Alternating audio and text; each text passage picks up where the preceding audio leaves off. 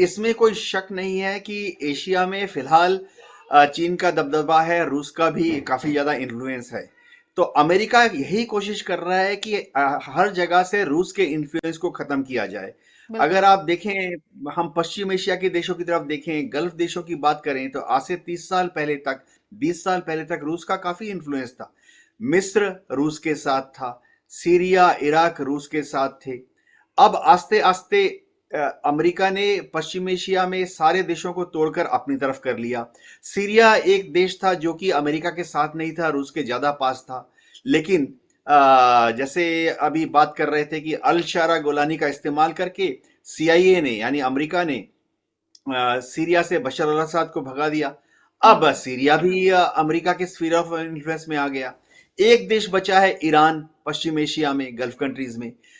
Iran जो है ayatollah Khomeini के नेतृत्व में अभी तक अमेरिका की बात नहीं मान रहा है, कहीं कहीं थोड़ा बहुत अमेरिका के विरोध में भी चला जाता है। अब अमेरिका का नेक्स्ट टारगेट ईरान है। तो अमेरिका ने तय कर लिया है कि दुनिया के सारे देशों को वो अपने साथ रखेगा, अपने अधीनस्थ रखेगा।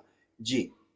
सर, आपने दुनिया के सारे देशों की बात की। इसमें अगर इंडिया और अमेरिका रिलेशंस पर भी बात करें, जैसा कि आपने बताया कि वो रूस के इन्फ्लुएंस को कम करना चाहता है, तो इसका प्रेशर तो उसने इंडिया पर भी काफी डाला कि आप रूस से तेल खरीदना बंद कीजिए। और कहीं ना कहीं जो टैरिफ पनिशमेंट हुआ है वो इसके ही विरोध में था। एकदम देखिए, अमेरिका चाहता है कि भारत रूस से दूर चला जाए। डेफिनेटली भारत रूस से इतनी बड़ी तादाद में अस्त्र शस्त्र ना खरीदे। तो अब अमेरिका कहता है कि भारत रूस से कच्चा तेल खरीदता है, भारत उसकी जो पेमेंट करता है, उस कमाई से रूस जो है यूक्रेन की लड़ाई लड़ रहा है। इससे ज्यादा गलत बयानबाजी हो ही नहीं सकती। भारत जाहिर बात है रूस से कच्चा तेल खरीदता है क्योंकि देश के हक में है। रूस हमें प्रति बैरल, जो पश्चिम एशिया का क्रूड ऑयल है, उसके तुलना में रूस हमें पर बैरल $4 से $5 सस्ता देता है, ब्रेंट क्रूड के तुलना में। तो हम रूस से लेते हैं, उसके बदले रूस को हम रुपया देते हैं।